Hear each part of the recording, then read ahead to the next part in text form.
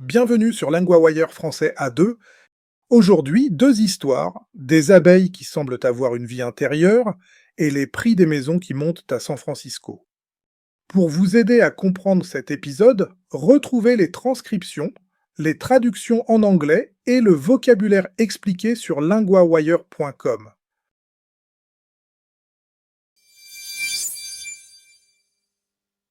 On commence avec les abeilles. Qu'est-ce que cette étude montre? Des chercheurs ont observé des bourdons dans une étude nouvelle. Ils ont vu des comportements qui ressemblent à des émotions.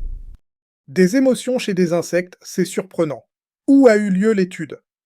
Elle vient de l'université Macquarie, en Australie. Il y a aussi eu une collaboration avec une université médicale en Chine. Et qu'est-ce que les chercheurs ont fait exactement?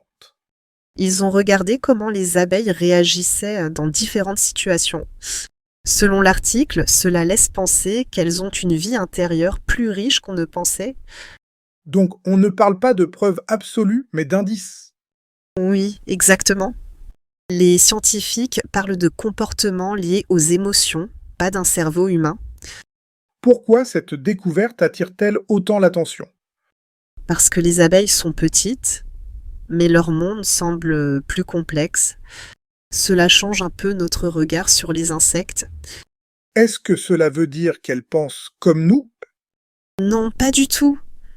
Mais l'étude suggère qu'elles peuvent ressentir ou réagir de façon plus fine. Et pour la suite, que peut-il se passer? D'autres chercheurs voudront sûrement vérifier ces résultats. Ils pourront observer plus d'espèces et faire d'autres tests. J'aime bien cette idée parce qu'elle ouvre une vraie question. Est-ce qu'on comprend encore mal le monde des insectes? Oui, beaucoup. Et cette étude montre qu'il reste encore beaucoup à apprendre.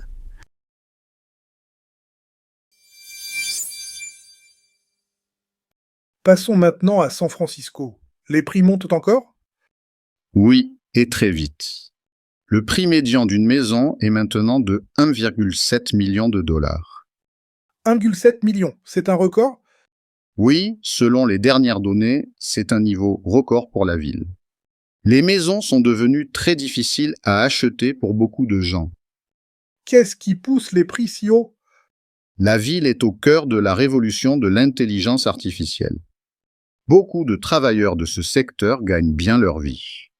Donc les salariés de l'IA changent le marché local? Oui, clairement, ils cherchent des logements et la demande monte. J'ai vu aussi une maison avec une option étrange. De quoi s'agit-il? Un vendeur accepte peut-être des actions de sociétés comme OpenAI ou Anthropic. Pas seulement de l'argent liquide. C'est très particulier. Un acheteur a réagi comment? Un jeune employé d'OpenAI a visité l'appartement avec sa partenaire. Il a dit qu'il voulait parler à ses patrons de cette possibilité avec des actions. Donc le marché immobilier suit aussi le monde de l'IA. Oui, et cela crée un vrai désaccord entre ceux qui trouvent ces prix trop hauts et ceux qui veulent quand même acheter. Et si les prix continuent à monter, qui est le plus touché? Surtout les personnes qui louent déjà ou qui cherchent une première maison. Pour elles, entrer sur le marché devient encore plus difficile. On sent bien le contraste entre richesse et difficulté. Est-ce que la ville a déjà vu ça avant? Pas à ce niveau-là, selon les chiffres récents. San Francisco est redevenue la ville la plus chère pour les acheteurs aux États-Unis.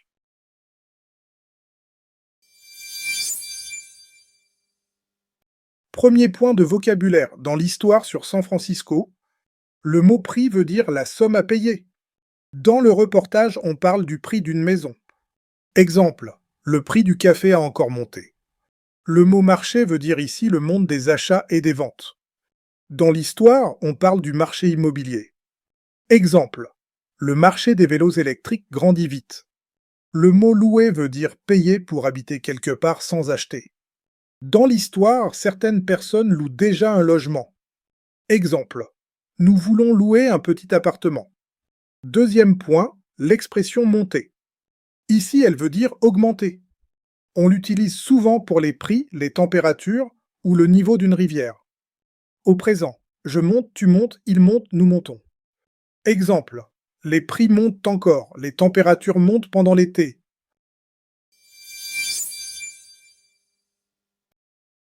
New this month, the Lingua Wire Field Guide. For every news theme, it gives you the 50 keywords to know, the most important verbs and conjugations that cover 90% of the full month's news podcast episodes, and lesson sheets on the fundamentals, how sentences are built, how the articles work, with flashcard practice to test yourself on all of it. Find it at linguawire.com guide.